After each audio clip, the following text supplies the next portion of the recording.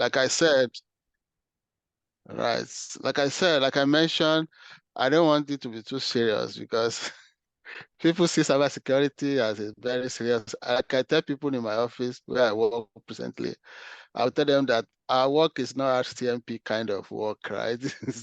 We are not here to catch who has done wrong, because one thing with this profession is that when people hear cybersecurity, everybody becomes serious and everybody like, oh, I don't want to, because like, for instance, if I do some scan in my office and I find out that some staff, some folks have done some things, and I reach out to them via link, I say, okay, can we have a minute to chat?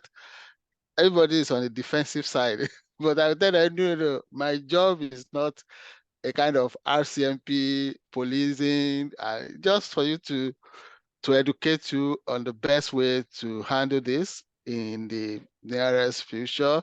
Just to all what we are doing is to protect data, to ensure that bad guys or bad folks or threat actors are not able to. So I believe you all can see my screen, right? Let me not assume. Okay, thank you. Yes, Uh, we can see right now. all right. So just a few stuff about myself. Like Kenny mentioned, I'm your trainer today. I have over 17 years experience in IT and in all the domains of cybersecurity. I started my IT career as IT officer, web developer. I've worked in virtually all areas of IT domains. So I've done a lot around infrastructure, connectivity, be it wireless, local area, wide area network. I have my BSc in computer science, and then I have MBA, and also this profession actually is not really, if you want to, for someone who wants to join us in this space of cybersecurity, it is a career driven not really by your degrees, but actually by certifications, because there are folks who might have BSc, MSc in computer science, even in cybersecurity, but there are some key certifications that the recruiters or the hiring managers are looking out for. And that is why if you are considering joining us, or maybe you are already in this profession, you are welcome to a life of continuous learning. I will call it continuous learning. You keep learning because the bad and threat actors are not sleeping as well. So you also have to be on your toes in learning every day. So certifications, I have over 18 certification around IT, cybersecurity, and then project management. Um, my previous employers, I started actually with bank, and then I've worked with United Nations system. I've worked with United States government, and I think in all of these organizations, I I rated USG, that is United States government, the most in terms of cybersecurity. I learned a lot while working with them. The one thing I tell people is that US government don't joke with cybersecurity or security in general. Presently, I work with government of New Brunswick as an IT security manager. My cybersecurity experience includes SOC, that is a security operating center. I've done this by setting up even in a bank, in a small organization, and in big enterprises. Security management, I do a lot of security education as well. This is if you scan this barcode, it takes you to my LinkedIn page, and there you can learn a lot about me. And then I do a lot of education around cybersecurity, project management on my LinkedIn page. So it would be nice to connect with everyone, and then we continue from there. And also, like I mentioned, presently I focus more on GRC. That is a governance, risk, and compliance. Yeah. So our agenda today will be around all of this area. We talked about what is vulnerability management, why is it important, what is assessment versus management? These are two things that we're going to talk about. Then we talk about the vulnerability management processes. We do some scanning, and if you have any websites that you want us to scan, we can drop that as well. We'll do so. I want us to so that you can see. I will introduce us to some free tools, which are free and you don't need to pay for them. Then we talk about the best practices. Then I will share some resources which you can use thereafter. Like I said, this is an open profession and there are a lot of opportunity around vulnerability management, right? There are organizations that are looking for vulnerability managers and vulnerability analysts. So vulnerability management by definitions is just, I will do some theories just to tell us some things so that everything will not be like I'm just talking. So vulnerabilities are weaknesses or flaws in software, hardware, or processes that could be exploited by malicious act to compromise the security of an organization, system, or data. So vulnerability is a weakness, just like in your house, for instance. If I come to your house and scan through your house, there will definitely be loopholes. Even if you have CCTV camera, you have a laser to tell you who enter, who does not. I can do some scan. We call it governance. So I can do scan within your environment in your house, and then I will know that there are vulnerability. Someone told me sometime that some under cars, especially those that were produced many years ago, has some vulnerability. I will use the word vulnerability now because that's what we are talking about. So that any key can open them, even wardrobe key. That was what the guy said that they said even wardrobe key can open an under cars, and that's a vulnerability, right? Though anything that can be exploited, it could be a weakness, it could be in a software, it could be in hardware, it could be like some folks will tell you that, oh, I prefer to buy HP laptop or I prefer MacBook.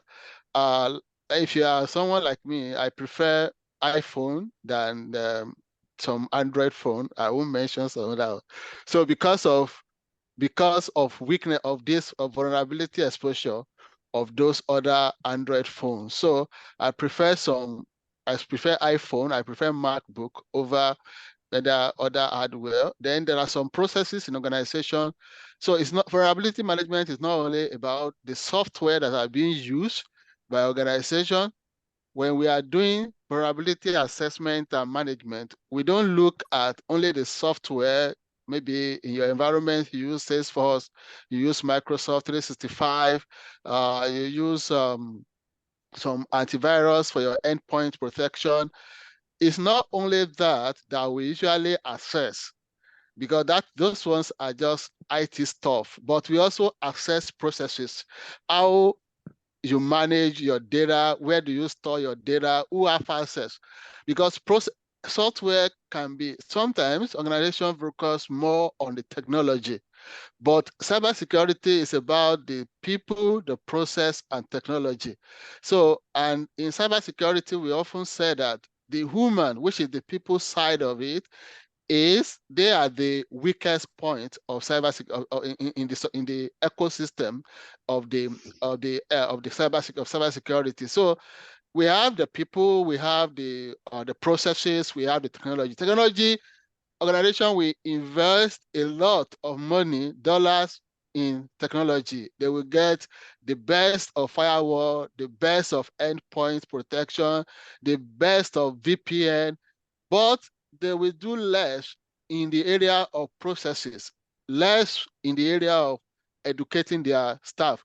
And when you look at it, when you look at in the chain of attack, you discover that a lot of attack has actually happened on the people side of the chain, because when you look at it, who is going to click the phishing mail that was sent to the organization? It's going to be someone within the business. So when you click on that phishing mail and then you enter your credential, then the threat actor pick that up and were able to access your organization data. That is where the issue is. So we are not going to focusing on only the software. We don't focus on only the hardware. We also look at the organization processes. What are the processes in place to ensure that compliance are there, that to ensure that data are protected, that to measure access.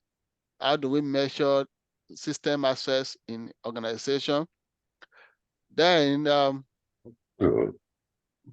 so why vulnerability matters, and then as technology involved, so do threats, making it crucial to address vulnerability to protect sensitive information and system. So vulnerability management is proactive approach to identify, assess, prioritize, and mitigate vulnerability.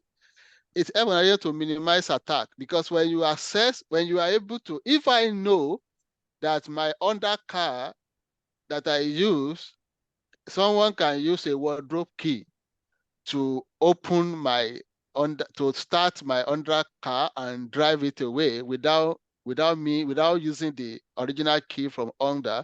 What should I do? Then I need to add another layer of protection.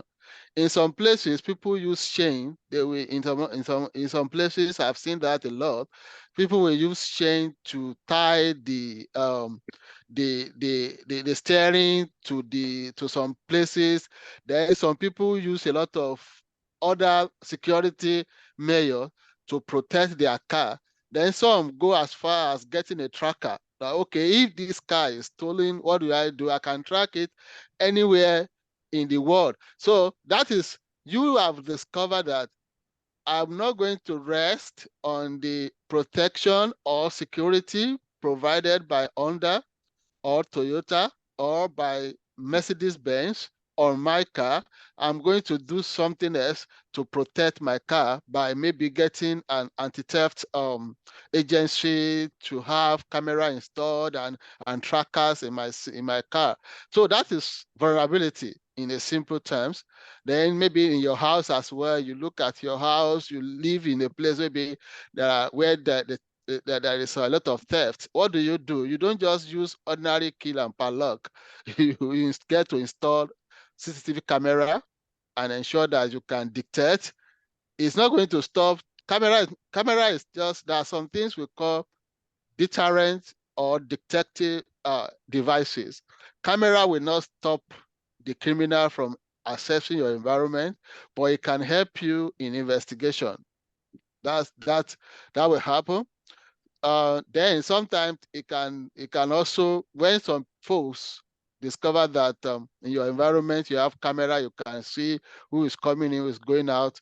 It also help you to help them to stay away from your properties. So then key objective of vulnerability, early detection of vulnerability helps. That is, when you scan your environment, when you scan your systems, tools will let you discover what are the weaknesses, the flaws in the system that you are using, in the software that you are using, in your processes. Then early detection will help you, because there is something we call zero-day attack. Zero-day attack happens in an organization where threat actor were able to detect a weakness in a system before the developer or the owner detect it. That's zero-day attack. So zero-day attack is that I'm using another car, and then I didn't know that the wardrobe key can start the car, but someone who knows that has gone to my car and is able to start it. That's zero-day attack. I didn't know that any key can open the padlock in my house, and someone knew that, okay, I'm using maybe, let's say, OCL key.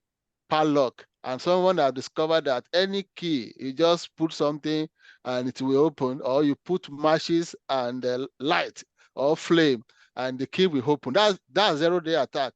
For when when a threat actor is able to go ahead of the developer or the owner to exploit that vulnerability or weakness before it gets detected, that's a zero-day attack. And we have seen a lot of that in many organizations, in many software that we use within our environment. So vulnerability will help you detect this early, and you can remediate. Remediation is to solve the problem, to clear the weakness, and or to reduce the threat of any actor.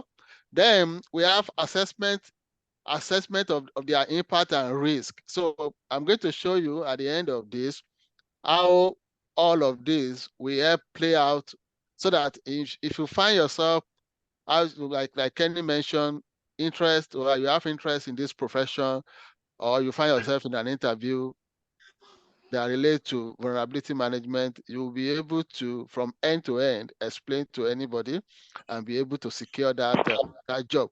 So we assess, when we do vulnerability scanning, we categorize them based on, maybe we have what they call CVSS score. I will show you all of that. Then we have what we call the business impact. Then we have patch management. So we categorize all of that. Then we can do efficient prioritization. Which one has the highest score? Then we look at that, then we remediate. Then it helps you to do swift remediation, and also vulnerability also help you to do continuous monitoring of emerging threat, because you can't just scan today and go and sleep.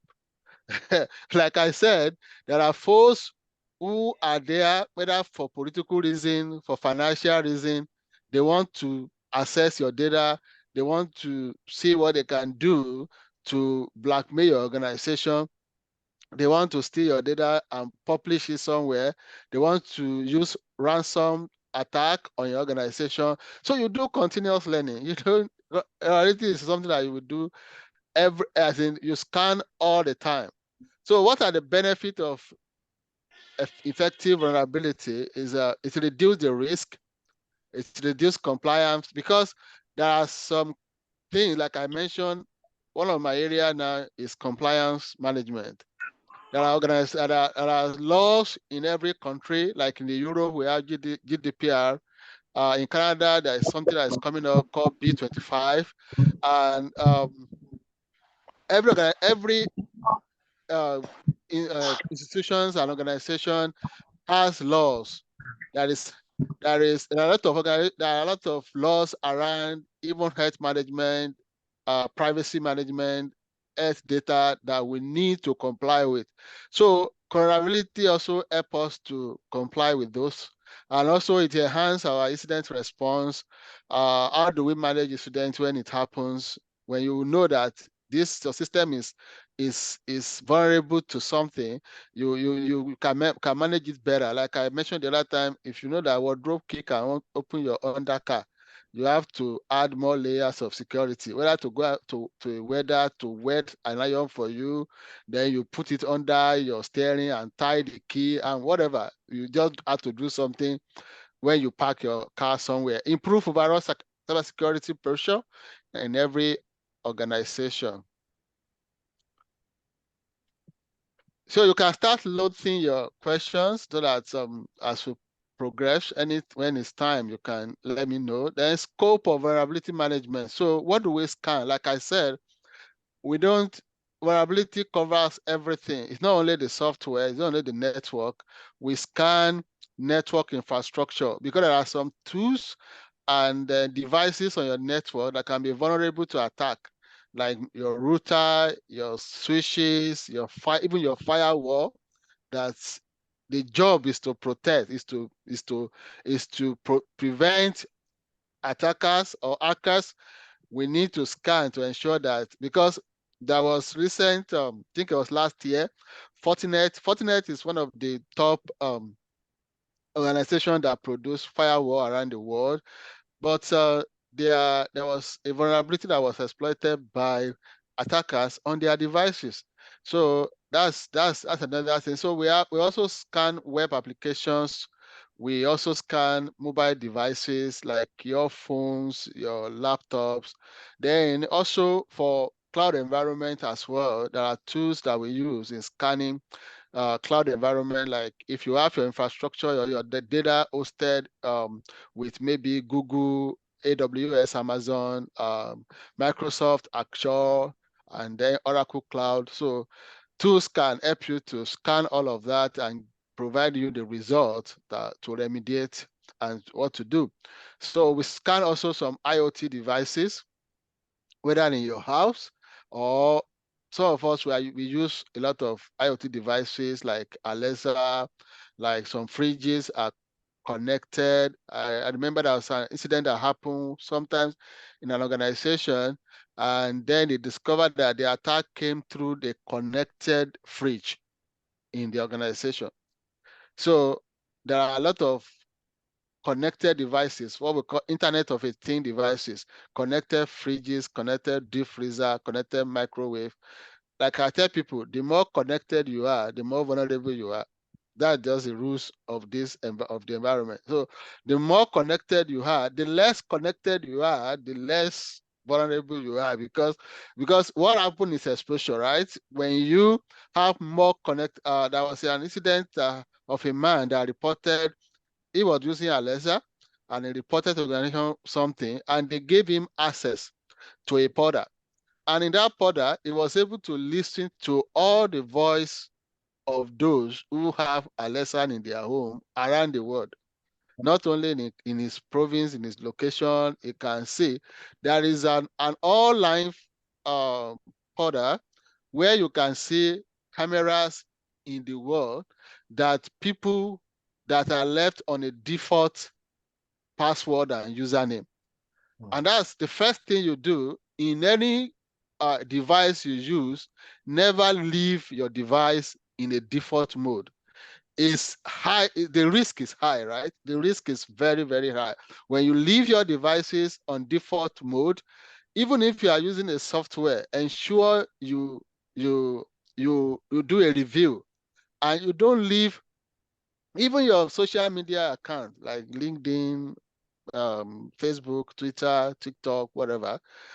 Don't leave them on default. Even your WhatsApp. The reason why people get hacked on WhatsApp is because, for instance, they refuse to activate two-factor authentication, and you don't leave anything on default mode. So vulnerability scan IoT devices. We also examine peoples and processes. Like I said, cybersecurity has three domains: the people, the process, and the technology. So we do not only focus on technology, which has been the mistakes, the error. According to Gartner report of last year, 2022, most of the attack that happened in the industry, in organizations, I think according to Gartner report, was about 45% human related, not even technology. Not technology, not processes, but human. People who work in your organization, they are the ones that are clicking on all those stuff. Then importance of addressing vulnerability. Why do we have to do this? Why do we have to address? So like I said, cybersecurity landscape is evolving. Data breaches and security incidents are increasing. There is a financial impact. If you organization fall victim of cyber attack, like let's say for instance, there is a province in Canada called Nova Scotia. They were using a software that for file transfer system into an application, just like an API application interface. So they were using that application to transfer file into their health system. And what happened? That application got hacked, and a lot of health data of people were exposed into the dark world. So now, after the report came out, I think 2 months ago, and the government what they are doing now is that those that were affected, they categorize them, and they are going to do financial compensation for those people that were affected. So that's for a government organization. In a private sector, there is even in a private enterprise, there is a fine that organization will usually pay when they don't report incident on time. Like in Europe, according to GDPR, you have to report every cyber incident within 24 to 48 hours that you discover them. So if an organization fail to report that, there will be fine, there will be penalty, and those penalties are usually in terms of financial impact. Not only that, there is also a possibility of financial losses, customer trust, reputational and customer trust. We want to trust a bank that have a repeated cyber attack in their environment. You don't want to put your money in there because you know that it's not safe. So there are also regulation and legal consequences to all of this. Then there are operational disruption. Sometimes you discovered there was an attack that happened in an hospital recently, and then they were not able to carry out and some operation, surgical operation, and all of that. So when that happened, what happened? The organization is shut down. You can't work. You can't do your normal business. Then customer expectation is reduced. There's no trust anymore. You can lose customer because of vulnerability is not. Then also it helps in vulnerability management as a mitigation strategies, right? So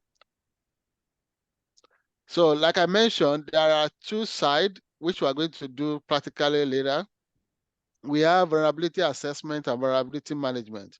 So what is assessment? Assessment is a systematic process of classifying and prioritizing vulnerability in a network, in a system, in application, in organization processes. So it involves scanning for known weaknesses and vulnerabilities. So what we do in assessment, we sometimes we can use devices to assess our environment. We can use application to assess. So application will help us to identify, to scan, to detect those weaknesses. It will generate list of vulnerability finds. Then we do all of this. Sometimes organization automate this process, right?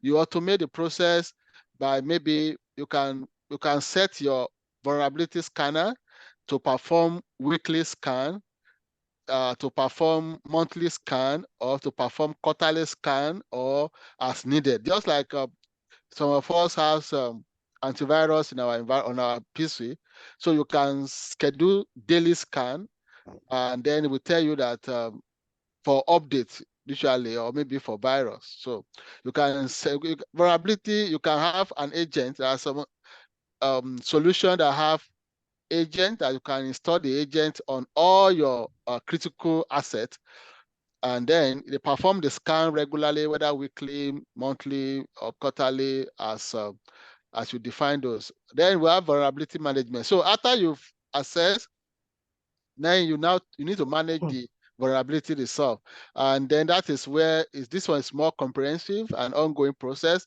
that extend beyond assessment. So it encompasses the entire vulnerability life cycle from discovery to remediation and verification. So after you discover with assessment, then you hand it over.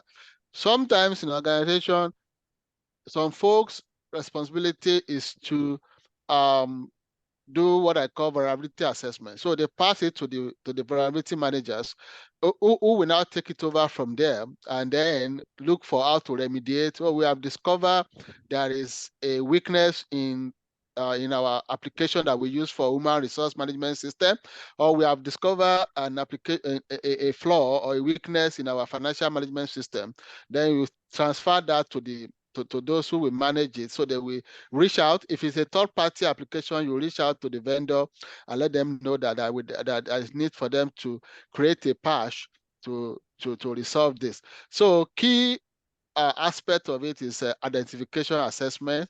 Then you prioritize, because sometimes you can do a scan, which we are going to do later. You can do a scan, and the scan will come out to detect like up to 50, 100 issues around that application or around your database. So even around your processes. So you might not 100, you can't remediate all of that in one single day. You can't do all of that in one single day. So what you do is to prioritize. So prioritization, I will show you later how we do that. So we have various ways to actually prioritize by using a scoring system, using business impact. Then we rate them. Then we remediate and mitigate strategies. What do we do? Which one do we remediate first?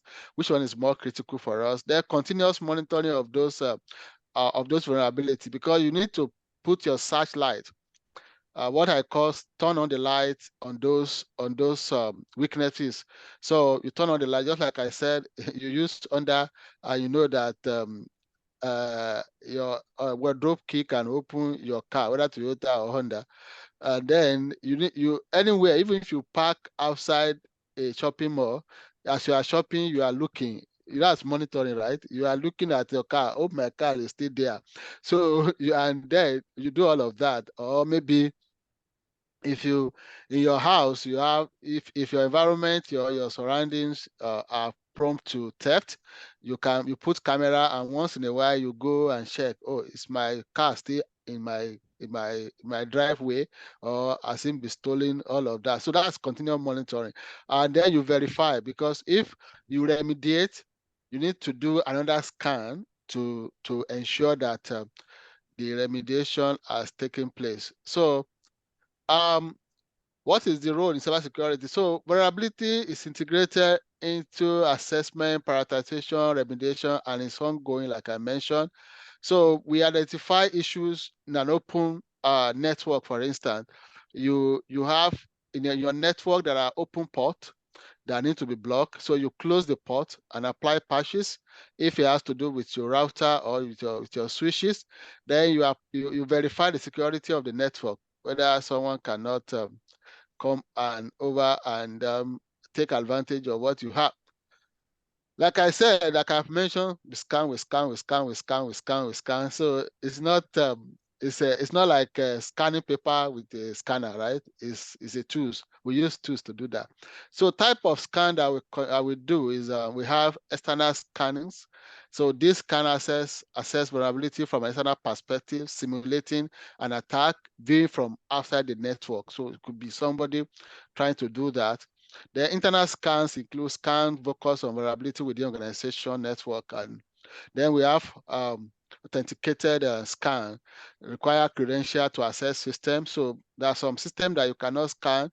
There are some you can scan without the people's knowledge or without them knowing, but there are some you cannot do without the knowledge of the developer. Let's say, for instance, there are some application in my office that before I can conduct scan on them, I have to ensure that the software guy opens some port for me or create a credential, and that credential has what is called admin right to perform that scan. If not, the scan will not be successful because some of those ports are blocked by default.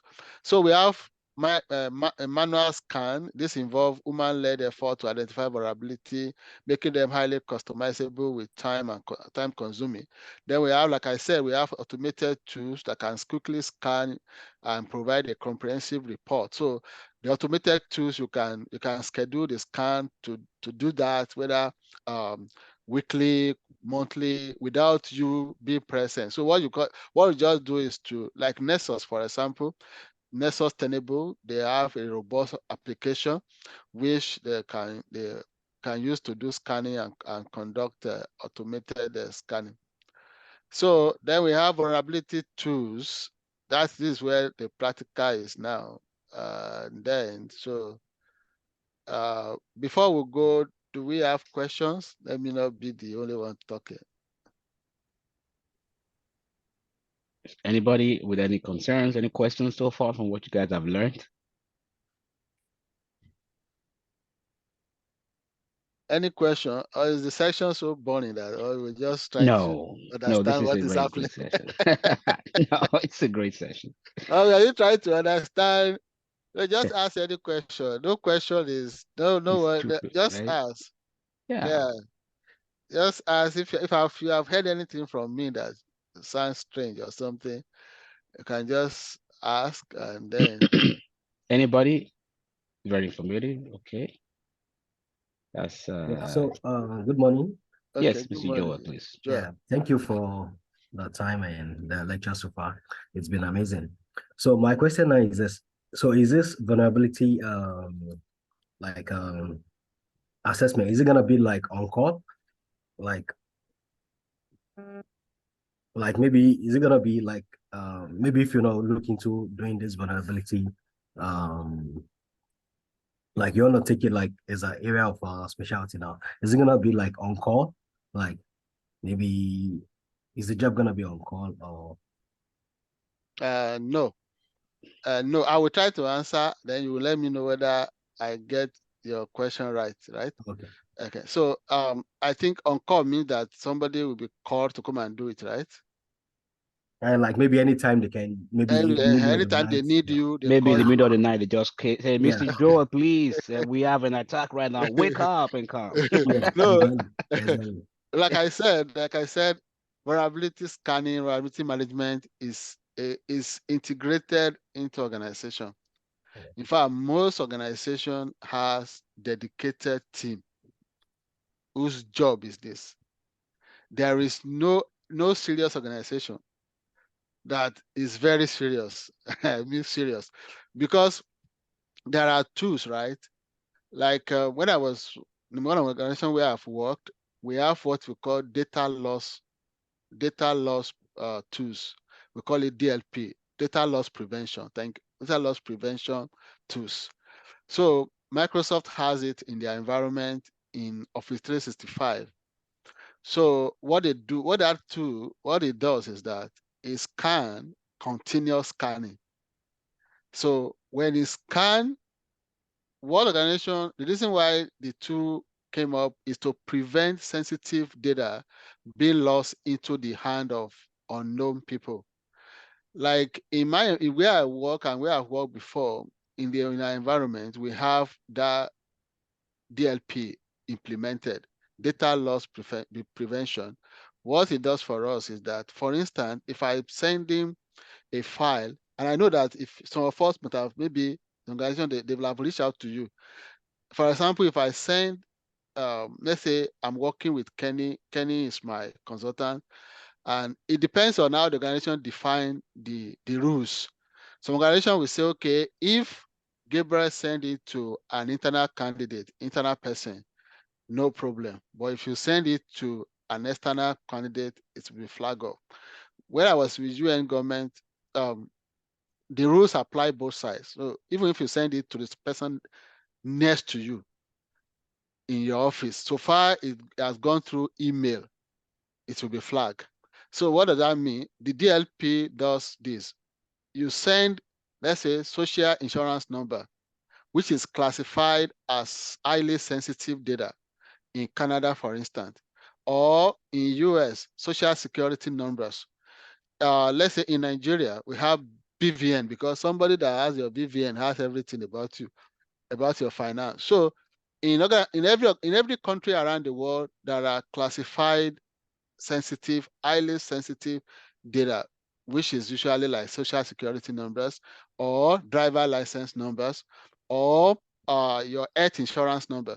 So organization will define that when Gabriel or any user within our environment send this to someone without that data being encrypted, then the DLP will flag it. When the DLP flag it, it send a report to some guys. Those folks are vulnerability managers. So it's not going to be, it's not an on-call for a very serious organization, one which is now every organization now have desk that people who are responsible to do this job. So they have people who monitor those tools. They will generate the report and send it to their security guys. And then the security guy will go to the business and discuss that, okay, we have this financial management software that we run on Salesforce, for instance, or that we run on a particular application, and there are vulnerability related to these tools. So you discuss with the business, then you can contact the vendor. If it's a vendor application, if it is internally developed, you talk to your software developer. So it's not something that somebody will be calling you to come and do. It's because it's a continuous thing. It's everybody have to, because if you don't remediate, and like I said, if you don't discover, someone else will discover it. That's how it works here. If you don't detect the weakness, the flaws yourself, someone else has the knowledge that you are using Microsoft 365 in your environment, you are using Cisco router in your environment, and these are some flaws. And that is what hackers, that's what they do. That's what they do. So it's not something that's going to be on call. It's going to be something that will be someone's job. Every day you scan with tools, you generate your report, you share with stakeholders, then they will, some organizations have what they call vulnerability managers, who will now categorize, then remediate and follow up. We want to follow up with if it's a third party application, what we call supply chain security management. Somebody has to follow up and say, okay, Mr. Vendor, we have discovered in your application that this need to be remediated. So they have to do something, create patches to solve that. When you receive, if you use iPhone, Apple does a lot of patching. I remember I have a friend that uses Apple, I think iPhone. She said what she doesn't like about iPhone is that every time update. That's update. right. That's correct. If you, I have iPhone, I have Samsung. I think the last time I received some update from Samsung is about 3 years ago. I still got one from Apple this week. Yes, exactly. 7.1.1. So exactly. Yeah. So, Hmm? and before you close eyes and open it, They give you there is another one. another one. Yes. So, and they will tell you that you have to. In fact, when I've worked in an organization whereby we issue iPhone to users. So we issue iPhone to users, and then so every time there's a new update, we analyze the updates. Then sometimes Apple can release it to this week, but after analysis, we can now ask users to patch, then to do the update. So because we don't do the update across, it's not automated. User have to go to settings and update. Yes. Mhm. So, and there is a rule, one of our mobile procedure policy in the organization is that if you don't patch after 30 days, the phone will be blocked. In fact, at a point, that rules was, the policy was, we increase it to another level. What we do is that once you don't patch after 30 days, you will receive an email that you should patch after 2 weeks. After the next 2 weeks, you receive another email.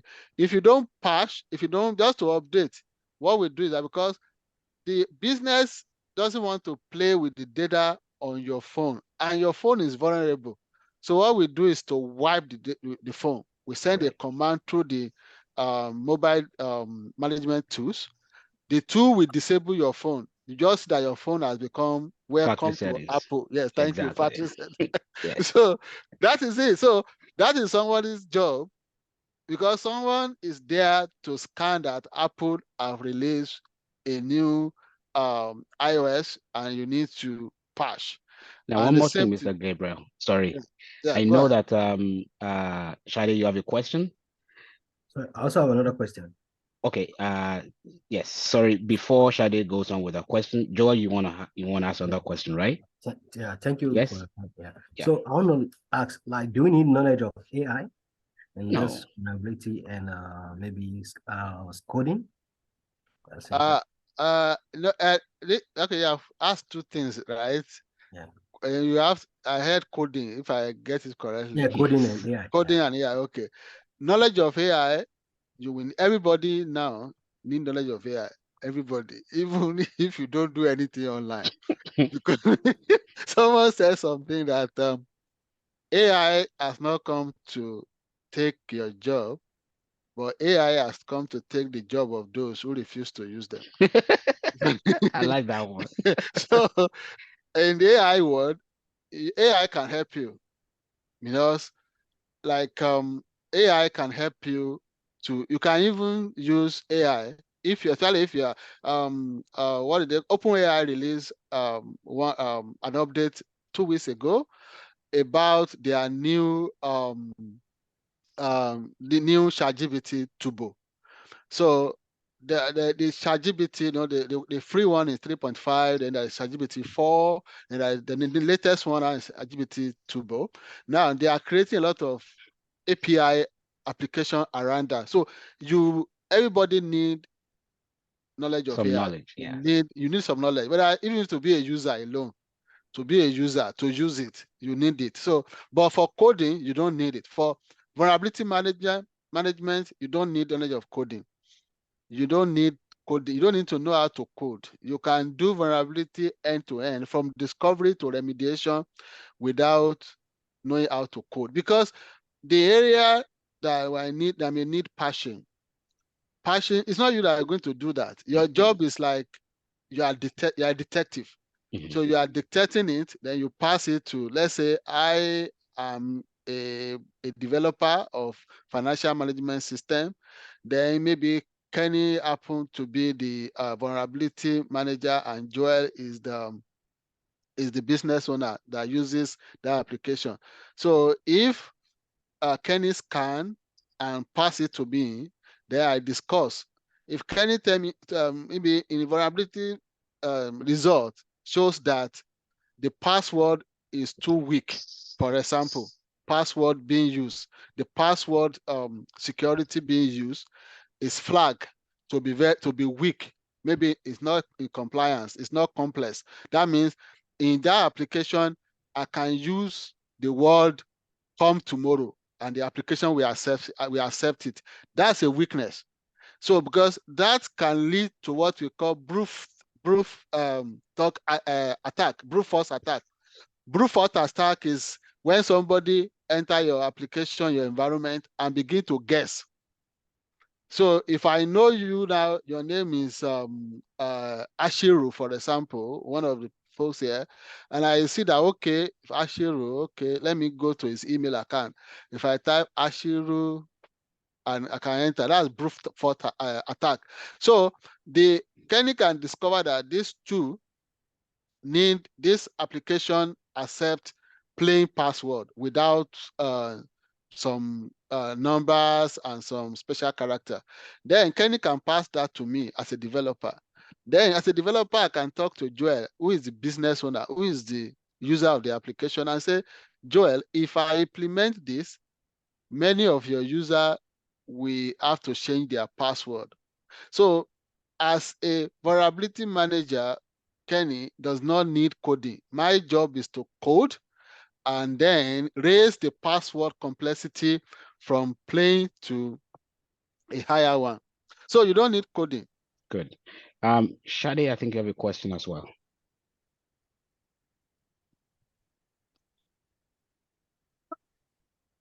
Yes, please. I was actually going to ask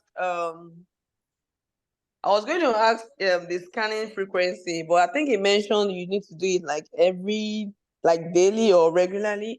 I was going to ask if organizations should conduct vulnerability scans like every time daily, or what kind of factors can influence the scanning, the frequency. Okay. Well, I think you already mentioned that before, after I raised up my hand. Okay. I just Thank wanted you. to. Thank you, Okay. Shade. Yeah, it depends on the organization, right? That's where policy comes in. The policy, we have what we call IT security policy.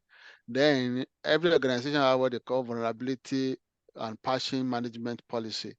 So some organization can set rules to ensure that vulnerability scanning take place every week.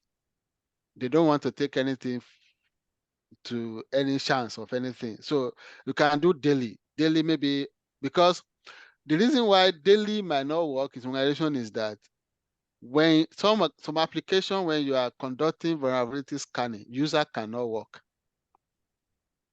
So if you do it every day, then the business, they say, like we always say in cybersecurity, what policy or whatever we are doing, we are to support business. It's not, we are not here to deny access. We are not here to deny. I tell my people in my office, I said my job is to support you. It's not to deny you from using it. So we are to support. Our job as a cybersecurity expert is to support the environment, support the business.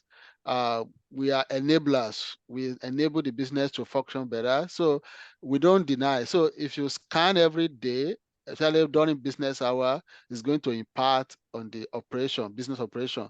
So sometimes organization can schedule late or maybe off office hour scanning if it's daily.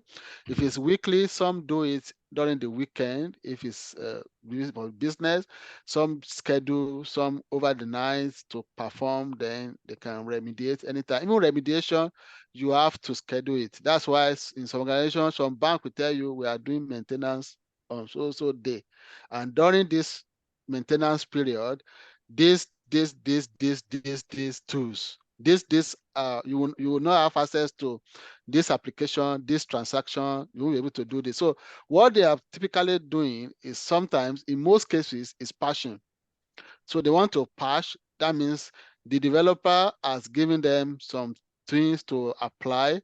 And if they apply it during the business hour, during live, maybe during the week, it will impact on the users. So they will schedule that to happen during the weekend, and then when they do that, they will call it maintenance. So that, because that's the business language that a business owner will understand. So we can tell you that they are patching your application. It can so you have to say, okay, we are doing maintenance. Then they do patching and to resolve all of that. Awesome. Now I think one more Hello? question to ask. Yes, hi Shade, give me a moment. So Okay. my guys came to me, they always come to me for Black Duck and checkmarks scans. Okay. And now they came back a couple of days ago talking about Seeker. So is Seeker much more better than Black Duck and checkmarks? Or because that's the impression I got from them anyway. Yeah, it depends. Maybe sometimes organization tools, these are tools, right? Yeah. And people choose based on maybe assessment. It's possible they've assessed it and they discover that this is better than this. Okay. So they will now, and another thing is there are places where, like Gartner, for example, we have Gartner who give us as if you sign up to their environment, you get reports. Some you buy them, some you get them free. So they will tell you that tools, these are the tools that are available. Like yesterday, I attended an online seminar where they are talking about zero trust, and it was organized by SANS. And SANS is also a good place for you if you want to go into this cybersecurity. You can sign up for their training. Some of their trainings are free. They have free materials and you can leverage on. So they show us a lot of tools that you can use in implementing zero trust. Gotcha. So, and if you look at them, some of them you will say, okay, you can prefer this, then you can migrate from this to another environment. Right. So, Awesome. Now, so Shade, you go next, and after that, Chidima. Then after that, we're going to go into the practical aspect of it so that we can get our hands dirty, so that when you leave this class, you're gonna leave with some knowledge that you never had when you came in. So Shade, please go ahead. Yeah, I was going to ask those vulnerability scanning, yes. are they usually like automated or manual? And if does it have to be automated, like already scheduled for, okay, it's going to happen daily, so you already automate it, or you do manually, or is it like as needed? which works better, or what's the advantage of one over the other? Thank you. Okay, thank you. Yeah, that's good. That's a good question. You can do, like I mentioned, you can do either of the two, and you can do both. It depends on the environment. There is no single one that is applicable to all organizations. Like in cybersecurity, let me mention this before lest I forget. If you don't have policy as a cybersecurity person, you're going to have issues. Because even if you scan somebody and you say you want to apply, let's say like the sample I gave, that somebody scan and discover that this application allows plain password. If you tell a user that your password is too simple, that make it complex, I'm telling you that some user will ask you, give me the policy that support this.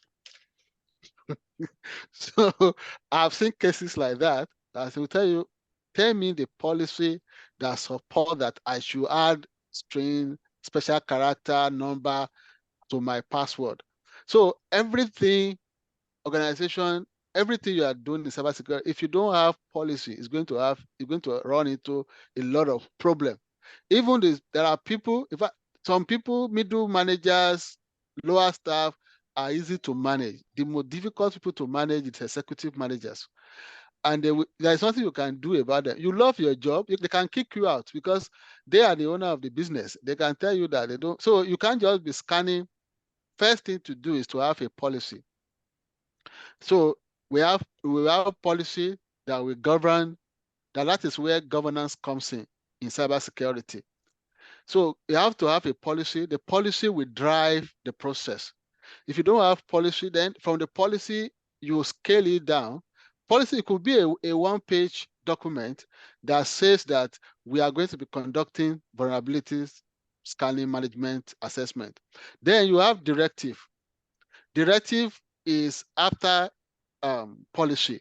Then after policy, after the directive, you have what we call standard, what we refer to as SOP in most enterprise, in most organizations. Standard is talking to tell you who is going to do what. Then we're going to have procedures. Procedure is what we call like guidance. How do we achieve this? So from policy to directive to standard at the SOP to procedure. Then that in all of this, in the procedure, you are going to state whether you are going to adopt. In your policy, you can decide to say, okay, we're going to be having vulnerability management. Then in your directive, you can now be specific, okay, we're going to be having both. How often do we conduct manual? So manual is okay, we're going to be doing manual scanning maybe every three months or or once in a year. Then we can be doing automated scanning maybe every month or every weekend, maybe every weekend. So the policy, the procedure, we state all of that. Then apart from the policy, then we have technology. You have to look at the tools you are using, because some tools support automated system, automated scanning now, some don't. So you have to look at the tools, and that's where changes that Kenny mentioned comes in sometimes. So for example, we are in your environment, you are using tool that doesn't support automated scanning, and you want to move into automated scanning, then you have to abandon that and move to other tools that support automated scanning. Then you implement that, you have to get a license and do that. So every depends on one, policy, procedures, policy as its governance, then also technology. Those are the two things that you need to consider when you want to decide whether to go for manual or to go. So you have to have the governance, which is the policy. Then you have to have the technology, which is the system. Yeah. Beautiful. Thank you, Mr. Gabriel. Shade, was the question answered already? If I go to Chidima. Shade, are you clear? If you're speaking, you're speaking on mute. Chidima, you've been raising your hands. Please. Go ahead. So yeah, thank you for giving me the chance. Sure. I just wanted to ask, as you said that uh, uh, organization you can scan, they will have opportunity to scan maybe once a week to avoid interrupting the business. So on a daily basis, I want to know the job of if you're employed as a vulnerability management analyst or what are your daily jobs? If you are only scanning maybe once a week or thereabout. I want to know their jobs. They are expected Daily to be jobs, doing right? on a daily basis, to keep their job, for example. Okay. Yeah. Thank you. That's a good question to know whether it's something you need to consider or not. Yes, like I said, there are vulnerability management is not a one-off stuff. When you scan, you need to remediate. The job is not even scanning. The job of a vulnerability manager or engineer or analyst or coordinator or vulnerability management specialist or administrator or security analyst or security is not only to scan. You don't just scan and dump it, right? That's why I split it into two. We have vulnerability assessment. So what scanning helps us to do is to assess. Then we now have to move to management. Vulnerability management can last for even a year. In some application, it can be for like a year. Let's say, for instance, you are using an application, a mobile application that maybe a mobile app in your environment, and you discover a vulnerability that anybody can use any token to enter, and it will accept it. Then you, as a vulnerability manager, you have identified that. Then you escalate to the, let's say it's a vendor that is managing it. For them to remediate that, they need to develop a patch to remediate, to correct that error. That can take weeks. I recently worked on an application in my organization, and one of the things I flagged in my assessment was that there is need to implement two-factor authentication on that application based on data classification.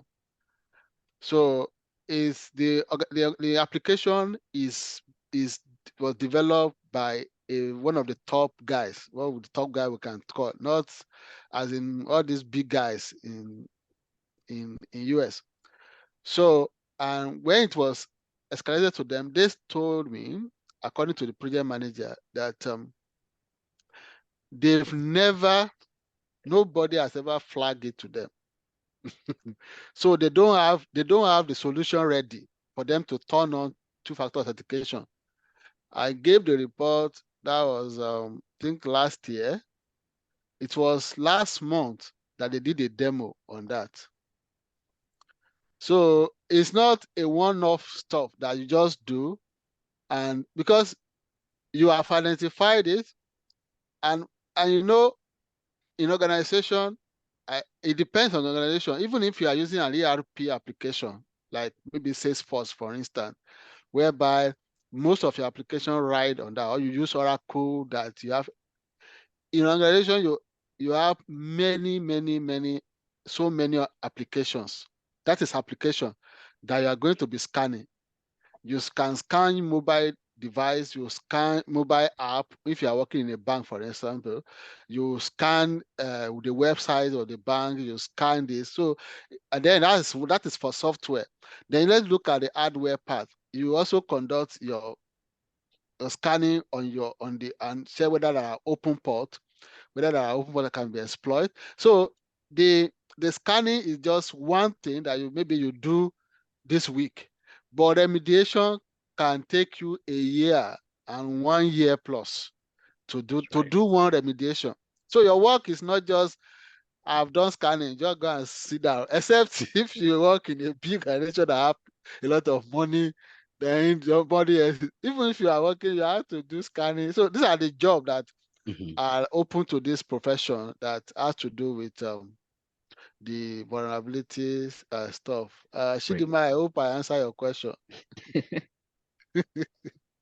Yes. Yeah. Yes. Shadi, as you have your end up, was it for the previous question or you have a new one before we go to the practical aspect of it?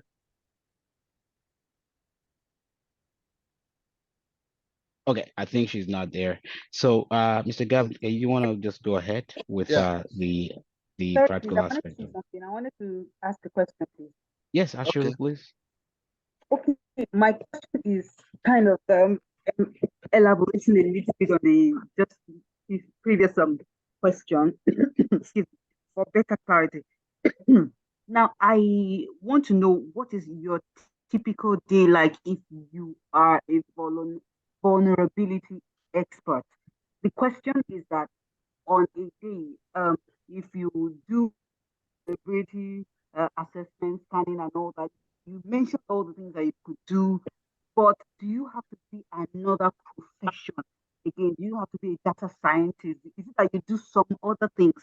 Or if I'm employed as a vulnerability expert, can I just be that alone? I just a little bit of clarification there. If you do some other things that apply to other roles. Okay. Thank you. Cybersecurity is very broad. It's a tree with many branches. So there are a lot of opportunities, just like Kenny told us in the introduction. So it's a tree with many of the branches in so many things that you can do, right? So when you are a vulnerability manager, it's a lot. I can tell you, some people have been fired because they are vulnerability managers. Why? Because maybe they didn't, like I said, scanning is one, then management of it is another thing. So it's a lot of, if you think, this one just for me to scan, okay, you scan, right? But you have to remediate. You have to follow up. Like, okay, let me just use, I think that will help you out to, yes. So I created this one to explain to us what we can do to better explain documentation and reporting. You are not going to just scan and then dump it and say, I've discovered that this system use weak password. Then you just you just leave it. You have to do so at the end of the scanning. This is what we have a template, like you can produce a template like this. So we have like a risk number. We have what we call risk description. So let's say in this case, we can say the system accept plain password, not complex. Then what is the probability? The probability here is probability of an attacker taking advantage of that. So the probability is it will be high because brute force attack is high, is common. Brute force attack is very common. In fact, people use it for email, even individuals' email, like Gmail. If they see your email, they can just go, okay, my name is Chidima. Okay, the password could be Shidi Baby. Shidi That's Baby what 2023. thank you. That's what brute force attack is all about. So it's just Shidi Baby. It works. So in Nigeria, they call it Yahoo Boys. So that's some of the things they use. So then the probability of that happen is very high. Then what is the impact? The impact will be high. If we are using probability impact to measure our risk. So risk management is another thing. And that's why if you are interested in this, you can sign up for the training that Kenny talked about earlier. We're going to do a practical way of how to measure to score your risk. If you scan, you don't just dump it somebody. So the impact of somebody guessing that password of conducting a brute force attack is very high. It's very high. So we score that high. What is the inherent risk? Inherent risk is a risk that exists without any controls. We have inherent risk and other risk. Inherent risk is risk that exists when nothing has happened. So that means in this application, the application accepts plain password. The inherent risk is high because brute force attack is a serious attack that people use. Yahoo, they call it Yahoo boys in places like Nigeria. So people can guess, because one thing with human being is that we look at what is simple. Some people, that's why I say, don't use any name associated with your name as your password. Don't use your children's name. Don't use your family name, because that's where they will start from. They will start to guess with all those stuff. So what I'm trying to say here is that the job is not a one-off job. You have a lot to do if you happen to be a vulnerability manager. And in some organization, they call it SOC analyst. So your job will be to manage the security operation center, whereby you do the scanning. You don't need to do remediation to this. You don't need to do the community and reporting. What you have to do is scan and send it to somebody. That is, if the company is very big, right? And even at that, like I told you, that there is DLP, data loss prevention. If I send sensitive data without encryption to another person, the system flag it. It flag it. So when it's flagged, I send the report. I send it to someone else to contact the user. So your job is not, is a daily job of a SOC analyst is a lot of vulnerability manager. You are the police of the organization. Right. Except if you work in an organization. I remember when I went to Germany, I went to a village, they said police don't work on Sundays and Saturdays. But you can't try that in some country, right?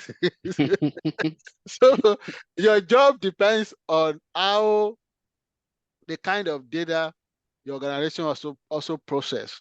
You know, everything is driven by data. What hackers are after, they are not after anything, they're after your data. So for a vulnerability manager that work in a highly sensitive data like hospital, your job, you have to be on your toes. If you work in a place whereby it's an environment that is prone to attack, that attackers are their eyes are on it, you have to be on your toes every day. But if you work in an organization whereby they rarely get attacked, you can be sleeping sometimes. But imagine somebody who work in a bank in a country that is highly prone to attack. Yeah, your day is going to be very, very busy. Exactly. So so now because I know that we are very much interested in the practical aspect, okay, can we just go back to that slide where you were before, so that we can actually see how these scannings are done, and learning something new here will be very, very good for everyone. Yes, thank you. So all I would do is so like I said, we have tools, and we're going to leverage on some of them that are very, very free, that you don't need to even, some don't need to sign up to use them. You don't need any to create account. Just use them. And we have some that you have to pay for before you can use them. There are some that give you 14 days trial. There are some that you have to even create some things accounts before you can do it. So I have some of them. Like I will start with this, what we call National Vulnerability Database.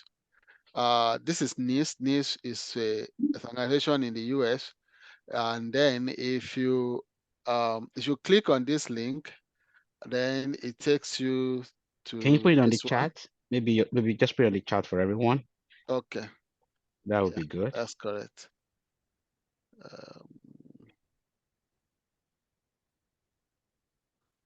Let me drop it here. So I've dropped it there. So this is the database. Like what you did, what does it normally we what is the meaning of this one? Yeah. So this one will help us to actually know how the best way to manage our what are the common vulnerabilities. So this site produce like every day. Every day, every day. I subscribe to their update. Nearly every day, you will get something. You will get a vulnerability.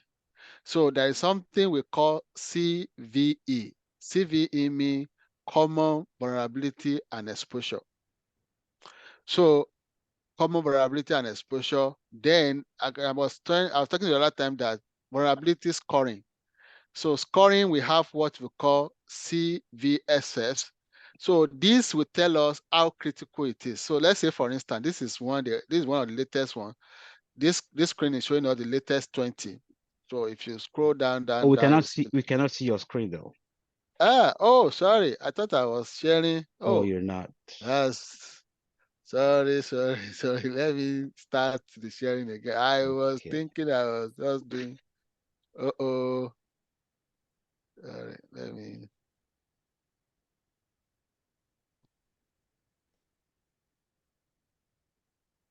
What I will do, I will share my screen too, so that I will just be using that instead of sharing an application. There we go. Nice. We can see right Exactly. now. Thank you. Sorry for that. I was just speaking without. Yeah. So now this is NIST. This is NIST. This is a National Data Vulnerability Database. NIST is an organization. If you are in this profession, NIST is your library. You have to be a friend to this organization. You will learn a lot. They even have free training on vulnerability. They have everything. If you are in this profession, you have to know NIST everywhere. So now this is what they call. So they see, they call it. They mark them as CEV. CVE. That is a common vulnerability and exposure, and then they will give it a number. So then these are the top 20 that was released recently. So then this one is 2023 33395. What is it all about? It's the improper neutralization of special elements used in SQL command. So like somebody asked question, which is very good at, do I need coding? You don't have business with coding. Your own is that this is the name. So, but the only thing is that in this profession, you will need, whether you will learn it as on the job or you learn it yourself before you start, you will need some basic knowledge of IT higher than a normal user. So like, okay, SQL, what is SQL? SQL is a structure query language. Thank you. So you need to know some of these things. What is it for? What is SQL used for? It's a database application. So we have Microsoft SQL, we have MySQL, which is an open source. Then we have other SQL database.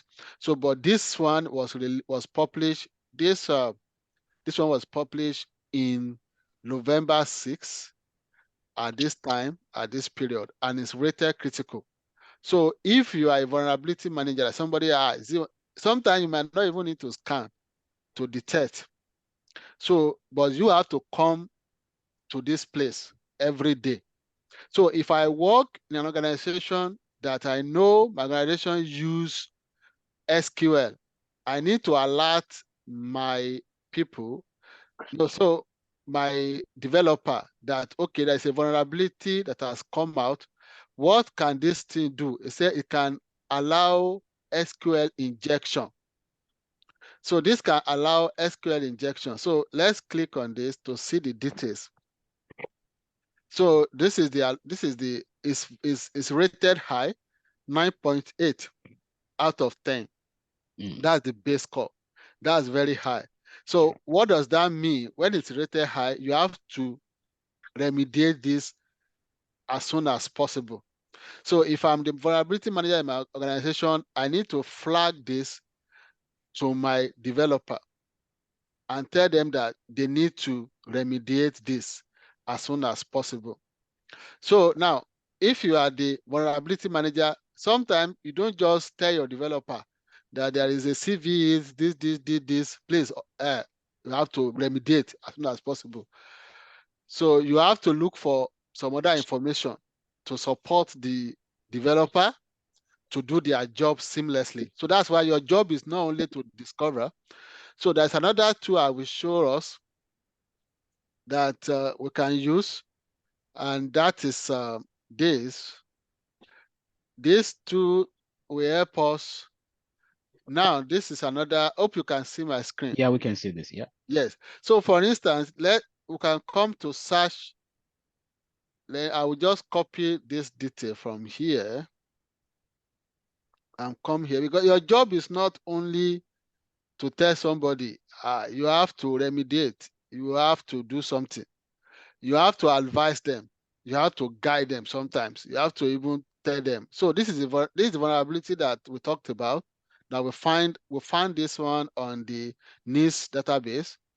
Then, you know, here they didn't give the technical details. There was, if you look at the NIST, there was no really technical details, but you can, except you go to third-party advisory who discover it, because what they do is they gather all this together. But this site, I can also drop this in the chat, right? Yes, that'd be good. So this site help us to break down the details of what is all about. So one, we look at it, this. It was found on the NIST, and then the rating is high as we got from there. Then what is the description? Improper neutralization of special elements used in SQL command. Vulnerability is flex, WebEgg, Anbor allow SQL injection. This is what is prone to SQL injection. Yeah. SQL injection is one of the cyber attack. If you can check that out, and it's very common, whereby somebody injects, just like give injection into your SQL, into your database, and steal your data or deny you services. So references to this is PatchStack.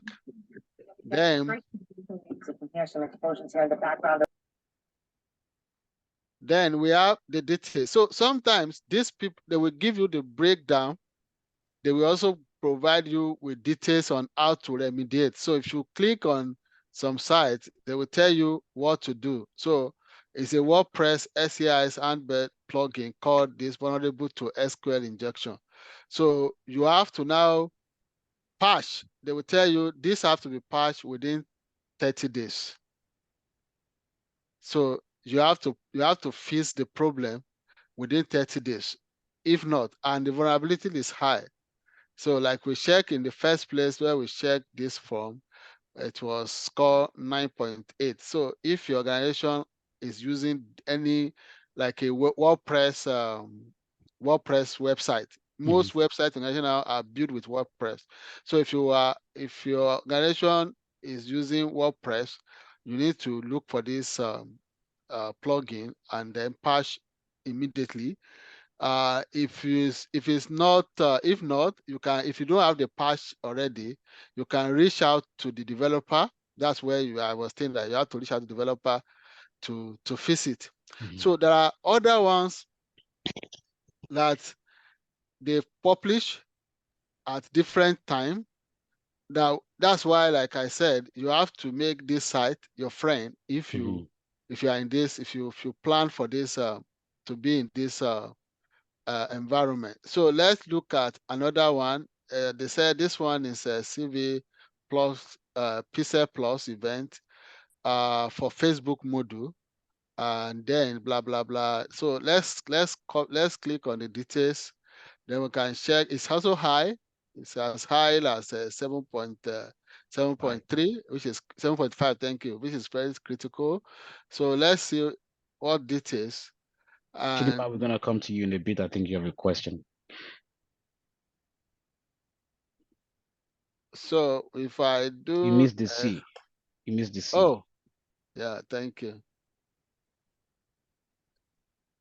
So if I do the scan and search, it will tell us what we can do and how this can be remediated.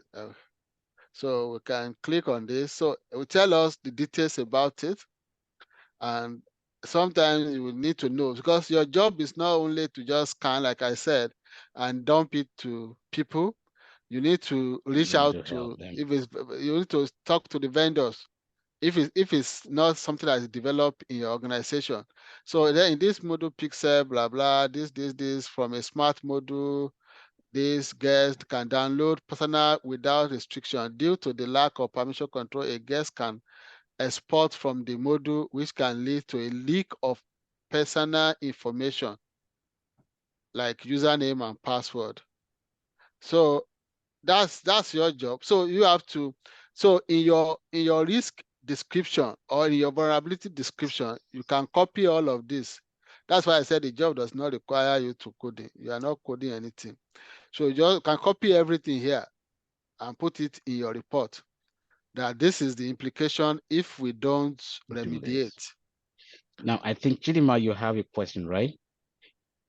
Yes. Yes, please. I just want to ask this question to get more understanding. Mhm. Okay. So in the NIST website, they kind of the company that give you updates of a bug or a cyber attack that are possible, right? And you Yes, yeah, they publish vulnerability that are common, that common exist, not even common. Sorry, let me just use common. that Common it, is a good word yeah. too, because So yes, go ahead.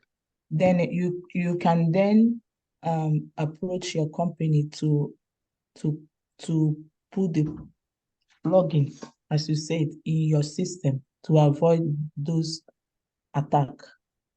Yes, If that's what you are trying to explain, it doesn't yes, mean that they have it already in the company, but you are trying to avoid it, so they have to put it in their system, right?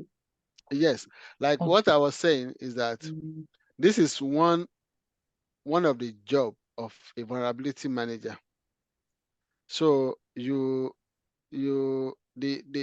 can call this side like a policing kind of, like what they call patrol police, that go around and detect if there are issues.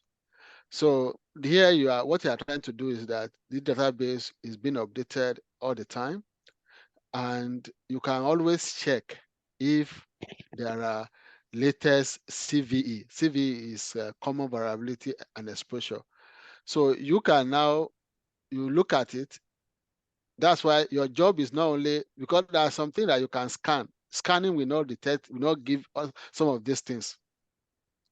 Except maybe if the tools you are using, if the provider has updated it with this CVE. No, you can scan and this vulnerability will not be detected by your tools. That's why you have to regularly check with this. And it's not everything they publish here that concerns you, right?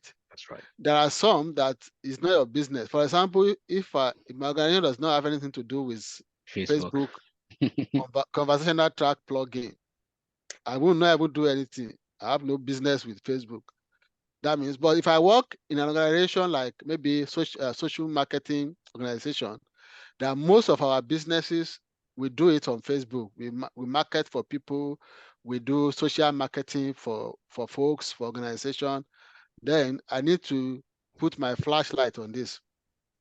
So if I work in an organization whereby we have zero interaction with Facebook, I don't care about this. But if I work in a social marketing organization whereby we publish stuff for people, we market for people on Facebook, on Instagram, then I need to flag this to my business that, hey, there is a Facebook conversation track plus that we need to fix as soon as possible. So then I will escalate. So what you do to escalate, so we use this one as a vulnerability manager. You come here to this database to check if it had to do with, because that's why you need a knowledge of your environment as a vulnerability manager. You need to know the application that are being used in your environment. What I mean by environment in your organization, you need a good knowledge for you to excel. You need to understand how the business works. What are the tools? So that one is very easy. You can tell the business to create a database of every application that are being used. Okay, we use Salesforce, we use this one. Okay, we use database. Okay, our database, is it Oracle database we use, or is it SQL? Okay, if it's SQL, is it MySQL or is it Microsoft SQL? So that is what we call software inventory. So as a vulnerability manager or a security person, you need to let the business know that is what we call asset identification. If you don't have visibility into your asset as a security person, it's going to have issue because you don't even know what to remediate. You don't even know what to do. So you need what we call asset. In fact, asset identification is the first step in any cybersecurity program or cybersecurity management. You need to identify, just like in your house. If, for example, in your house, you need to know what to protect and how to protect them. If you don't know, if you are using iPhone, for example, and they said that there is a new patch from Apple. So if you have an iPhone, your spouse has an iPhone, your children has an iPad, then you don't only do it for yourself, you also do it for your kids because they might not even know. And anybody can take advantage of their vulnerability on those iPads to exploit whatever they have there. So you patch your iPhone, you patch that of your spouse, and you patch for your kids as well. So, and if you have any other thing that is connected to iOS, you patch them as well. I hope that answers your question. Yes. Okay, Yeah. thank you. So what we do is you pick what you have here, then we do a search to actually do what is the details of it, how to remediate it. Sometimes the organization that publish them will also publish remediation strategies, what you can do, where you can download the patches, where you can get the tools from. Then you can do all of that to ensure that you provide. So Facebook, Instagram, so these are the things that are impacted. So if organization, so they give us the breakdown, they tell us the future, how to, sometimes they will provide the details. So all of these details, you pick them up and put it in your report and send it to your, whether the developers or the, so that's one aspect. So we'll go to another aspect. There are other tools that I will just show you. We might not, like we have Qualys. Qualys is a very good place where you can also use as a, and I will show you this because they have a lot of free training that you can. This is a software on its own for vulnerability management. So where they have a lot of free resources that you can subscribe to, you can do free training with them, and their trainings are free. So they have free training here under support. So they have vulnerability management foundation.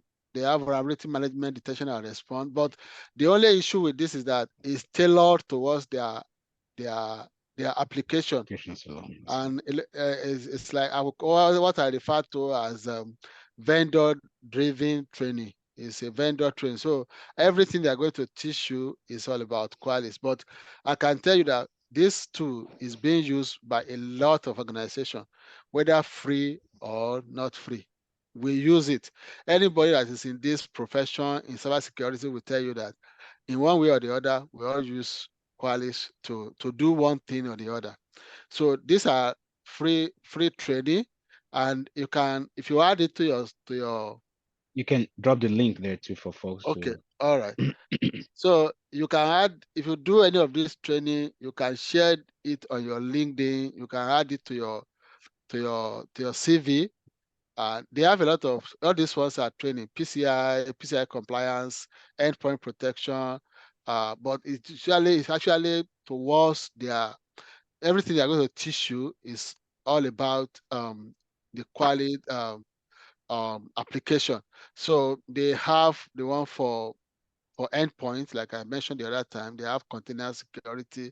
So, but most people in this profession, they know about this application. So and it's something that we all use. So if you have training on it, and then you add it to your CV, is a boost, a lot Great. of boost. So you can check that out. We have OpenVAD also. So OpenVAD require you to actually to register, download, and then they have a lot of products. Some organizations actually use their product as well. So, but you will need to download a free trial for some time to try it. To try it, then if you can either buy or tell them that you are not buying. So that's another tools. Then we have Tenable. Tenable is what I use Tenable a lot, but it's money. It's a lot of money. So they don't have Free stuff. free trials. They don't have, everything's business here. So you have to buy.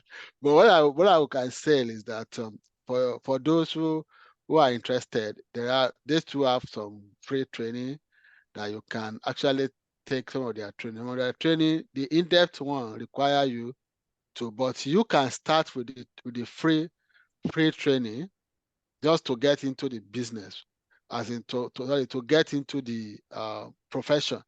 Then thereafter, your organization, if your organization is using Tenable, they will train you.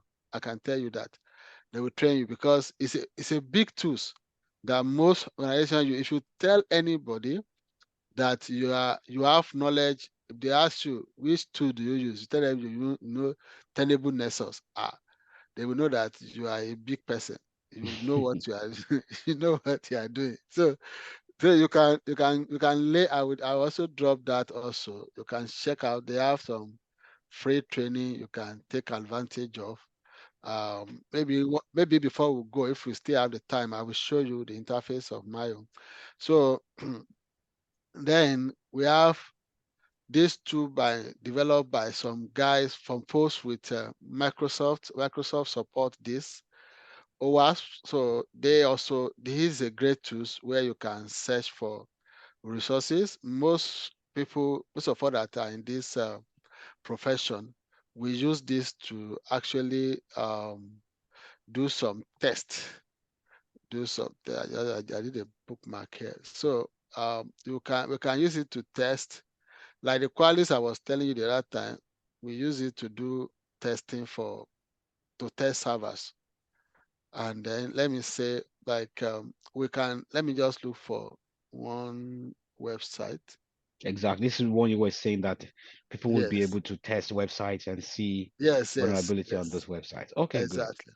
So let me say, which one is a popular site? Let me just browse something. Yahoo.com. Yahoo.com. Thank you. So let's check yahoo.com.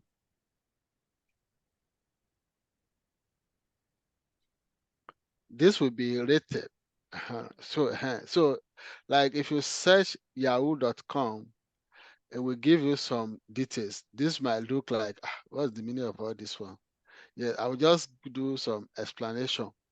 So then we search for maybe one of the, maybe like a business, although some of them, they block some of these things, like, okay. So now what is all this all about? We have, this is grade B, B, B, B, B, B, B. This is very poor. I can tell you. The grade starts with A plus. So if somebody went to school and they came home with a B grade, you said they didn't do well? Yeah, exactly. Thank you. That's a simple.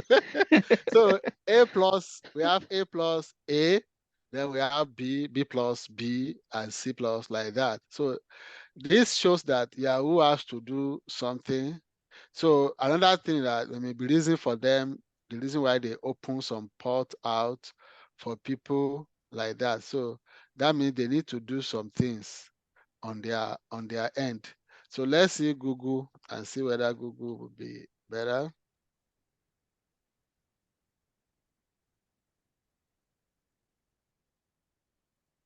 So they also be maybe because they are search engine. So, but let's say, so when you see there are some research scan that they've done, people have done on this site of recent. So like this one, this is A plus, these are B. So like they have what they call, this is travelbooking.com or something. So these are the things that you can they will tell you this will give you, this site is this one is hosted with Compute One. So if your organization is the owner of this bookingtravelnet.com.ms, you can tell them that Compute. That's why I said you need some basic knowledge of IT. If you are used to AWS Compute means computer in AWS.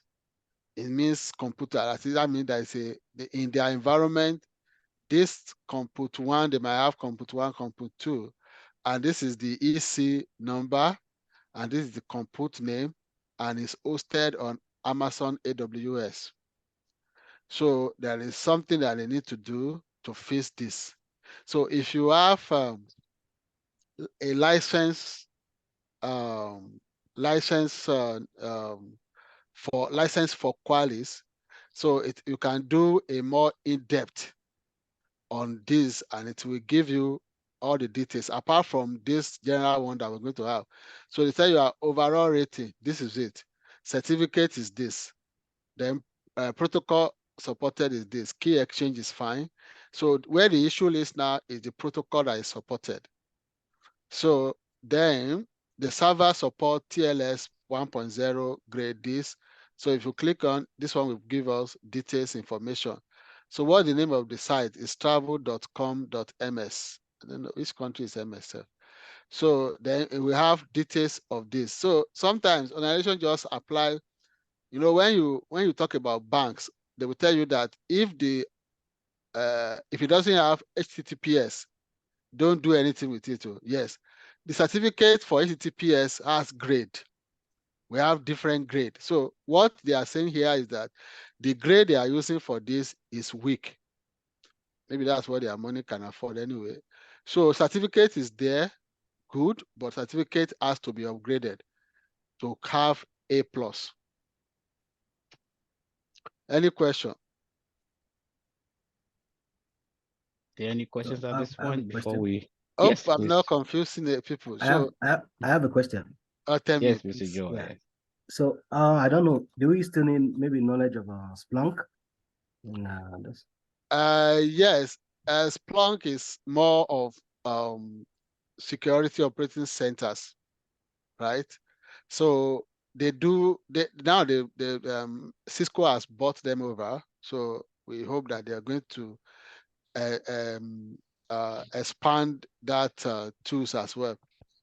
So Splunk is actually a good one, and they have a lot of training as well. They have a lot of free training, and if you are considering going into cybersecurity, especially for the SOC area, SOC analyst, you can start with their free training. You can I can drop that also as well in this chat. So you can start with their training to check out their free training. This is the site.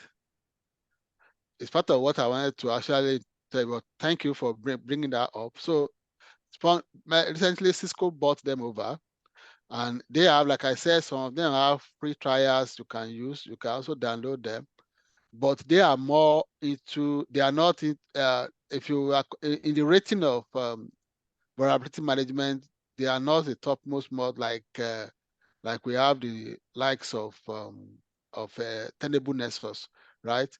So, but they are more into endpoints. You can use their system to discover solution in your environment, to integrate. So you can also add them. They have endpoint protection, what we refer to as antivirus. But endpoint protection is more than antivirus now, because antivirus is even nothing compared to what the threat that we face nowadays. So they have free training as well, and you can check that out. Check out their free training You can take their training. You can share your certificate on your LinkedIn, add it to your CV, and it's a great place also to start. You will learn a lot from them. But like I said, just like Qualis, their training is actually about their product. It's Right. about their product. It's tailored towards their product, but it's a very, very one of the high rating tools that people use. And now that Microsoft has bought them over, I can tell They're you gonna that become stronger actually. with time, these are their free training. With time, they become before you know it. So when you look at it, what is strong, dashboard, enterprise, potential, blah blah blah blah. So you will not see, just like unlike we have in other ones that I showed you earlier, where like Qualys has vulnerability stuff. So this one, they are different, but they are for enterprise management, where you have their endpoint, you install it on your system. It gives you an overview of if an attacker is coming, you can easily detect, just like having a camera in your house, right? So I I would think sorry, I think Chidima, you have another question, right? Of course, yeah. I don't know if I should ask the question right now or later. Maybe I'll just say the course that we are gonna take. Yeah. How is it different from these ones that you're showing us that we can have a free training? The course you're going to take will be happening between the 25th and the 26th. I think it's 2 days, right, Mr. Gabriel? Yes. Or 3. I think it's 3 days. 3 days. Yeah. 3 days. So Yes. because this is a very voluminous class, so you're gonna be having it on the 25th, 26th, and also on the 2nd of December. So you have 3 weekends. I would say a full weekend and a partial weekend. So by the 25th and the 26th, you'll be taking that class, and also you'll be concluding the class on the 2nd. Now, if you go onto the website, which I think I have dropped on the chat here, you see the syllabus of what you're going to be trained in the class. I'm also going to drop on the chat here the group for you to be able to Chidima, are you just meeting us for the first time? No. No, did you? Yeah. Did I train you in the past, or? No. I've never I'm in trained you your before. group. I'm in Okay, your group. you're in the group. Okay, great. So now, if you're not like Ashuro, I'm not sure I've met you before. Have we met before? Are you talking to me? No, Ashuro. I was part of the training last weekend. For the safe, right? Partially. All right. Now let me look around here. Jumoke, did we meet before? Data, have we met before? Shem, have we met before? No, but I'm in the WhatsApp group now. We've not met before. We've never met before. Data, have we met before? I just spoke. We've never met before. Sorry. I'm looking at Oluwashim, sorry. Okay. I think I'm in the group. I'm in the WhatsApp group. You're on there. Jumoke, have we met before?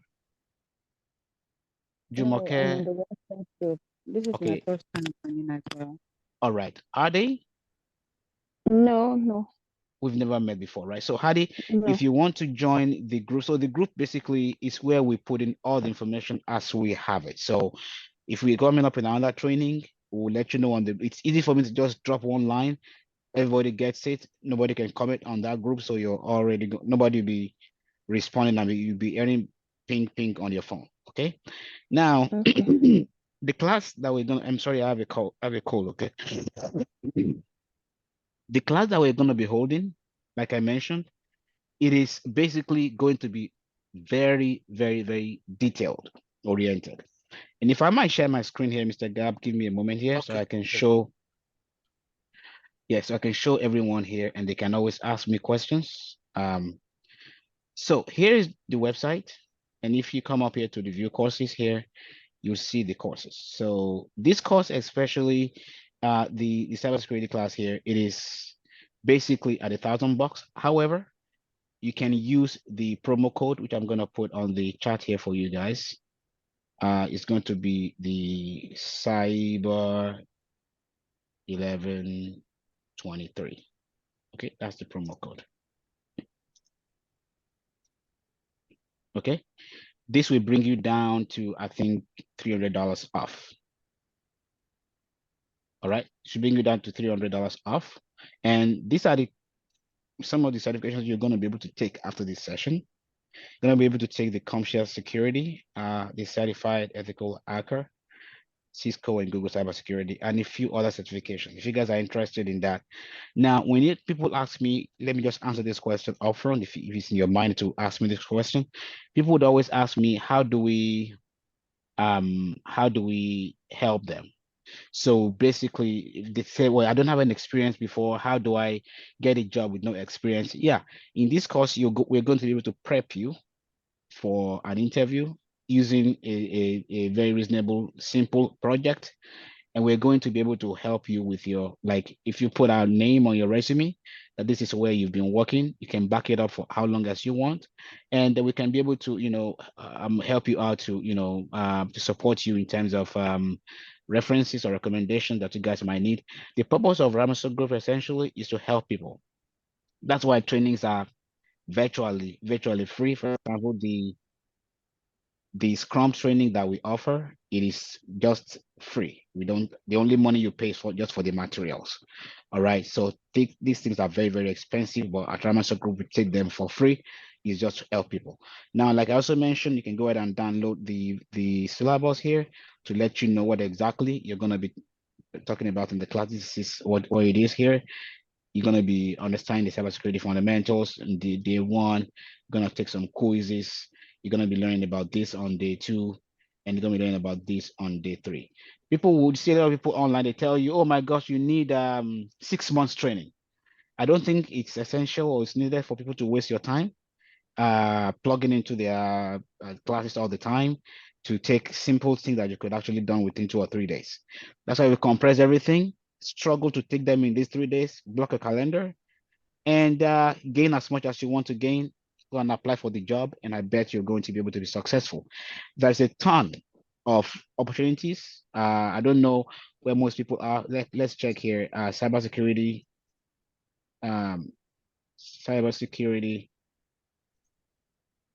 roles in Dallas, for example. So anybody join us from Dallas? There is a ton of that. See, this is over 100. You have security here. You have a cybersecurity manager. You have information security engineer. You have a ton. So this class will afford you that opportunity to be able. This is only in Dallas right here. If you go to Toronto in Canada, all right, you can actually see for yourself. There's also a ton in the bank here, RBC. You have in Bell. You have in BH. It's a whole lot. Okay, so if people tell you, oh, there are no jobs, there are jobs out there. The only thing you have to do, guys, is to position yourself to get that job, and with a very positive attitude. Somebody called me yesterday. He said, man, I've been trying to find a job for a long time. I did not find a job. I don't know if I want to take the training. The only thing I told the guy is this. The attitude will help you that you're gonna get a job or not. If you have the mindset you're not gonna get a job, even if you get to an interview, you're gonna fumble in the interview because your mindset is that I cannot get a job. So your mindset here has to actually change first. That I'm gonna go all into this. I'm gonna be successful. You might take the first interview and screw it up, but I bet if you keep going, you definitely get there. At the time I was out of job for 1.5 years. The last opportunity I got gave me a contract that wiped away all my sorrows because my attitude to that interview was positive. Every interview that came my way, I gave it my best. So don't say, oh my gosh, I didn't have a job. I've been out there. You don't know when your opportunity will come. And if you're not well positioned to get it, you're not going to get it. Okay. So I want to admonish you guys, if it's something you want to consider, and that's why we wanted to have this mini training first to let you test the waters and be like, this is what I want to do. This is not what I want to do. If this is not what you want to do, that's fine. You can pick up something else. We have a lot of other trainings coming up in the area of Scaled Agile Framework, which is also very, very valuable in the area of Scrum, product owner, and so on and so forth. So guys, if you have questions about your career, about how to move forward, please, we are here for you. I'm gonna drop my cell here for you guys again. If you have further questions, I'm available. 316-882-7967. Okay, and coming by December, we're going to be bringing in PMP, which is basically for people who are professionals. And as a matter of fact, if you want to take the PMP course, you need the PDU. We're going to have a session on that coming up probably in the next 2 or 3 weeks. You're going to see on the website, on our WhatsApp page when that is coming in. Just like today, we're going to walk you through what you need to get the PDU, to be able to become a PMP certified, and so on and so forth. So the amount you're going to pay for these courses is peanuts compared to what folks are, taking from you outside.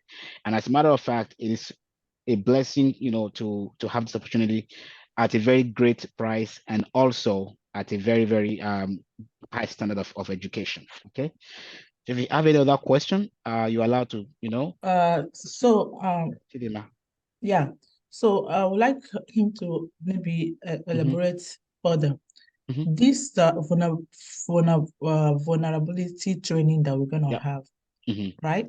I want to know the other aspect of cybersecurity that one can apply for, or should the training that we're gonna get, does it cover any aspect of cybersecurity? Maybe if you're looking for, Mr. Gab, apply for the you understand job. the question? Do you understand what I'm trying to say? Oh, God, of course, Yes. I understand your question. Yes. Please, you want to answer the question, sir? Okay.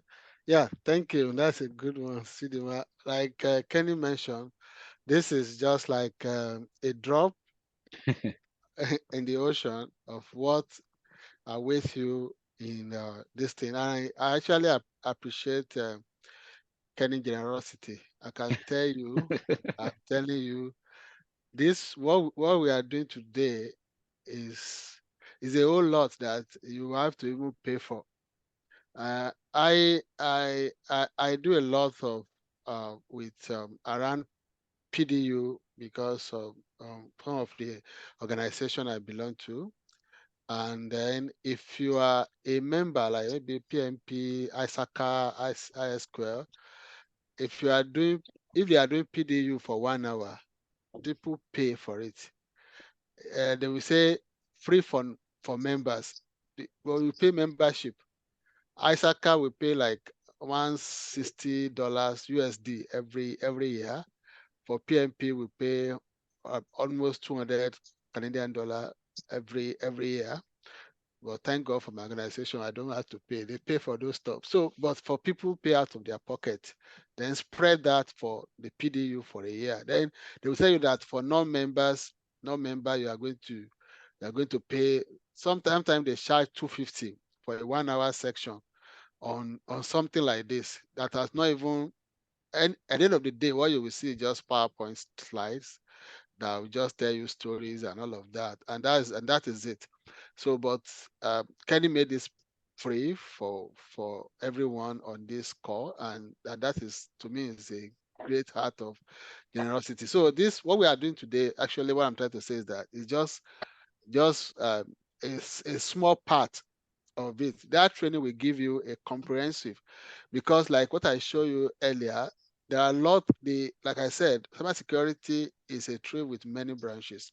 So it depends. Even as somebody who is coming in, you might not even maybe specialize now, but you just want to enter into the profession, maybe Right. as a security analyst, for example. Yeah, exactly.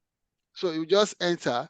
So, but for example, your selling point, like you mentioned at the interview, might be that you will tell them that I know quality, even if it's to do what we are doing here. Yeah. You say, what are the tools that you use? Because there is nobody who will interview you for security analyst, security officer, that won't ask you for tools. And you say, okay, what are the tools that you are used to? You tell them, I use Qualys, I use Tenable, I know Spawn. Even if you Look don't, at Mr. Gabriel, sorry to cut you short. yeah. Even look at somebody here. They posted on the page here now, what they require, and one of them is the OWASP. I think Yes. I think one of the things you just showed us, right? Yes. So this Yes. would definitely be helpful to you. And again, don't even worry about, oh my God, I don't have the experience. I told people in my previous session, if you have your mouth and you can talk, boy, you will get a job. Okay? If you can talk, you can be articulate. Don't worry. When it comes to interviewing, I will help you in terms of how you need to position yourself, what you need to talk about per time. So don't worry about that, right? I've been in the industry for quite a while. So I'm going to help you out. Whenever you get an interview, I can tell people just give them 1 week. Call me and I'm going to get you and Mr. Gap together and we're going to get you ready for that interview. Then you have 3 or 4 days to prepare for the interview and go crack it. It's as easy as that. But the first thing you need to do though, get your certifications, get those things on your under your umbrella, put them on your resume. That is when they will be able to call you out and get you ready for an interview. Okay. So, but again, like I said, this course that you're going to be taking next week or the next 2 weeks will put you guys to be ready to get a job, at least to come in as an analyst, which will be able to pay you something about 70,000, 80,000. It's very, very decent for a start, right? Then over Yeah. time, you can begin to move around, gain those experiences, and begin to be successful. Mhm. So I don't know if you were able to answer your question, Chidima. Yeah. Yeah. Yeah. So because once you the big issue will be entry, Yes. getting your first job. And the advantage anyone that sign up for that program we have is that, like Kenny mentioned, you can use this company on your CV Yeah. that I'm a SOC analyst or I'm a security analyst or cybersecurity incident manager with this organization. Right. So, You can do and that. when you want to do reference, you send it to the company, you get reference, and that's it. So once you get your first job, you in fact most of the things, even some certification is your company that will pay for it. If they are, I tell people, your company will pay. I don't pay for subscription from all this certification because there are a lot out of what I'm earning and I will pay for. I will pay. But they pay for me. My manager will be asking me, bring them. So if I give me options,